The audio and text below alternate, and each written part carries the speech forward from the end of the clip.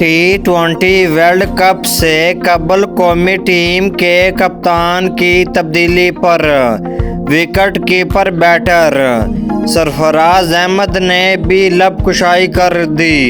मकामी TV channel के एक प्रोग्राम में साबिक कप्तान सरफराज अहमद से सवाल किया गया कि बाबर आजम, मोहम्मद रज़वान, शाहीन शाह अफरीदी और शादाब खान में से बेहतरीन कप्तान कौन है, जिस पर इन्होंने जवाब देते हुए कहा कि टीम की कप्तानी का फैसला पाकिस्तान क्रिकेट बोर्ड PCB करेगा, लेकिन जिसे भी क़यादत के फ़राइज़ सौंपे जाए इसे पूरा वक्त मिलना चाहिए।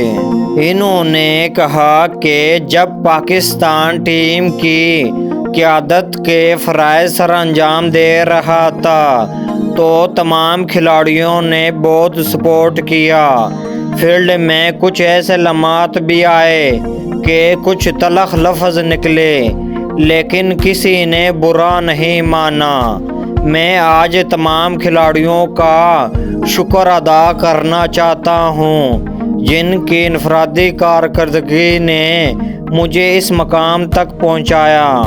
पाकिस्तान सुपर लीग PSL की साबिक चैम्पियन टीम कोयटा ग्लैडिएटर की कप्तानी से हटाने जाने पर सरफराज अहमद ने कहा कि मुझे हटाने जाने का पहले से मालूम था, क़यादत वापस लिए जाने का कोई दुख नहीं। इन्होंने मोहम्मद आमर और हमाद वसीम की जानिब से रिटायरमेंट के फैसले को वापस लेने पर कहा कि दोनों का फैसला पाकिस्तान टीम को फ़ायदा पहुंचाएगा। दोनों क्रिकेटर से मेरी अच्छी दोस्ती है।